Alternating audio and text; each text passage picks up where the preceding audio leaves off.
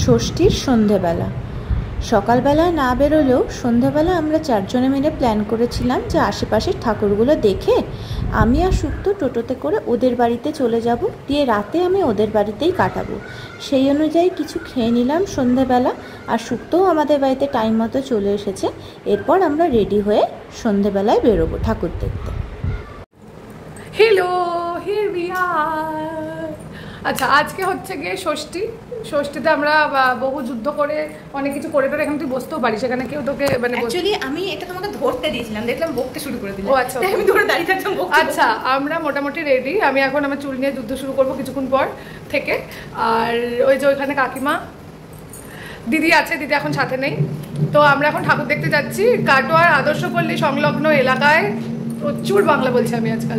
তো আদর্শপল্লী সংলগ্ন এলাকায় যে ঠাকুরগুলো আছে সেগুলো দেখার চেষ্টা করছি।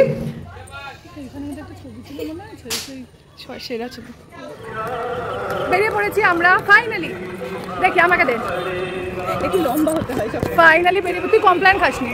আমি কমপ্লেন করে এখানে কিছু হলিক্স খেয়েছি। হলিক্স এখনো খাচ্ছিস? যাই হোক, হলিক্স কাজ দেয় না, বন্ধ করেছি, ওই জন্যই কাজ দেয়নি। যাই হোক, ব্যাপারটা হচ্ছে আমরা এখন বেরিয়ে পড়েছি। এবার আমরা যাচ্ছি হচ্ছে আদর্শপল্লী যাবো তো নাকি মিশন যাবো? মিশন তো এদিকে না, মিশন ওদিকে। আগে আদর্শপল্লী যাবো। আচ্ছা, আমরা আগে প্রথমে আদর্শপল্লী যাবো, তারপর হয়তো মিশনে যাবো।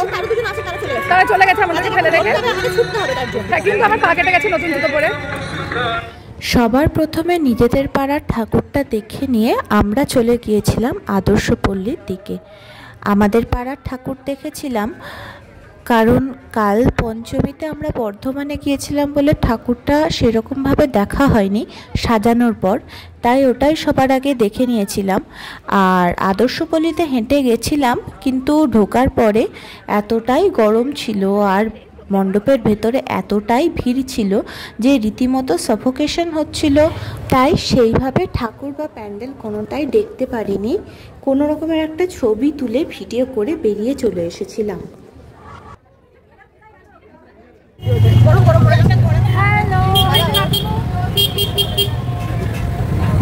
ব্যাপারটা হচ্ছে এক্সেসিভ গরম। আমরা উঠছি না, চুল সব টঙে তুলে দিয়েছি, হয়ে গেছে আমাদের ফ্যাশন।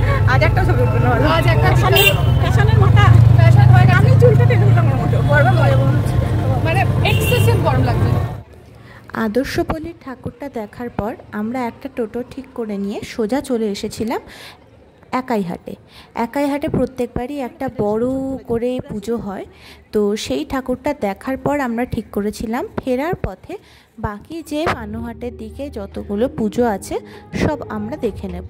তো ওখানে গিয়ে দেখি নাচের প্রোগ্রামও হচ্ছে, যদিও আমরা সেসব দেখার জন্য দাঁড়াইনি। আর ফেরার পথে ছোট ছোট ছোট বড় যত পুজো আছে সবই আমরা মোটামুটি দেখেছি, যদিও সব জায়গায় সবাই দাঁড়ায়নি বলতে সবাই নামেনি আর কি টোটো থেকে। এই ঠাকুরটা যেমন আমরা দুজন নেমে ছবি তুলে নিয়ে এসেছিলাম। আর পানুহাটে একটা পুজো যেটা মোটামুটি বড় করেই করা হয় প্রত্যেকবারই, আমরা যাই, কিন্তু নামটা মনে থাকে না। নামটা হলো একতা সংঘ। আমি এবছর বলে রাখলাম যাতে পরের বছর মনে রাখতে সুবিধা হয়, যদিও এটার জন্য আমরা অলরেডি একটা ভিডিও করে রেখেছি। এই যে সেই ঠাকুরটা এবছরও সত্যিই খুব সুন্দর করেছে, কিন্তু এই দিন এত গরম ছিল আর এত কি বলবো, শুধু গরমও না, গরমের জন্য শরীর খারাপ করছিল রীতিমতো। সেই জন্য সেইভাবে ঘোরাও হয়নি, আর সেভাবে ঘুরে যে ছবি তোলা বা কিছু সেই জিনিসটাও হয়নি। নমস্কার। আমরা এখন যে ঠাকুরটা দেখলাম সেটা হচ্ছে পানুহাট পশ্চিমপাড়া একতা সংঘ। এটা মনে রাখার জন্য বলে রাখলাম, কারণ হচ্ছে আমরা আগের বছর থেকে এটা উদ্ধার করতে পেরেছি যে এখানে ঠাকুরটা খুব ভালো হয়, কিন্তু আমরা সেটা আগে জানতাম না। হঠাৎ করে জানতে পেরেছি, আগের বছর এসেছিলাম ওই জন্য এই বছর এসেছি, নাম ভুলে গেছিলাম ওই জন্য এটা বলে রাখলাম। পানুহাটের সেই ঠাকুরটা দেখার পর আরও কিছু ছোট বড় ঠাকুর দেখলাম, যেমন এটা ছিল রাজমহিষীর ঠাকুর, এটাও প্রত্যেকবার খুবই ভালো করে। এরপরেও আমরা মোটামুটি দুটো ঠাকুর দেখেছি, যেমন এটা একটা গলির ভেতর দিয়ে যেতে হয়, জায়গাটার নাম আমি অবশ্যই জানি না, কারণ আমি কোনো জায়গারই নাম জানি না সেইভাবে দেখতে গেলে। এই ঠাকুরটা দেখেছি, আর সবুজ সঙ্গের ঠাকুরটা দেখেছি। উফ, এত আওয়াজ! যাই হোক, তো সবুজ সঙ্গে ঠাকুর দেখার পর আমরা বেরিয়ে এসেছিলাম সেই টোটোতে করেই। আমি আর সুক্ত চলে এসেছিলাম সুক্তদের পাড়াতে, কারণ আজকে ওদের বাড়িতেই আমার থাকার কথা ছিল। ওদের পাড়ায় আসার পর আমরা প্রায় 10:30 11টা নাগাদ বাড়ি ঢুকি। বাড়ি ঢোকার পর খেয়ে দিয়ে এবং খাওয়া নিয়ে বহু ঝামেলা করে অবশ্যই আমরা মেহেন্দি পড়তে শুরু করেছিলাম এবং তারপর রাত 3টে পর্যন্ত বকবক করেছিলাম।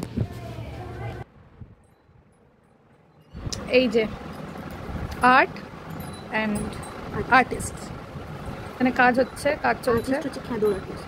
হ্যাঁ মানে ওই আর কি, কেয়ার করা যাবে। আচ্ছা, আমি ষষ্ঠীতে মেহেন্দি পড়া শুরু করেছি, যদি একটা হাতে হয়ে গেছে আর একটা হাতে। নমস্কার, 12:16 বাজে। 12:16 বাজে। আমরা এতক্ষণ ধরে মেহেন্দি পড়লাম। ইনি এই যে এটা হচ্ছে art, she is the artist. ভীষণ ভালো পড়িয়েছে, আমাদের পছন্দ হয়েছে। আপনাদের যদি কারোর প্রয়োজন হয় অবশ্যই এনার সাথে কন্ট্যাক্ট করতে পারেন। অফকোর্স হ্যাঁ, অবশ্যই কন্ট্যাক্ট করতে পারেন। খুব ভালোভাবে যত্ন সহকারে বিনা পয়সায় মেহেন্দি পড়ি, বিনা পয়সা ধরিয়ে দেবো হাতটা। যাই হোক, তো এটা ভীষণ ভালো হয়েছে যে দেখে। এবার আমরা ঘুমোবো না, এডিট করবো। আমি ঘুমোবো, তুমি এডিট করো। টাটা, সকালবেলা। শেষ পর্যন্ত কেউই আর ঘুমায়নি, দুজনে মিলে বকে রাতটা কাটিয়ে দিয়েছি। টাটা।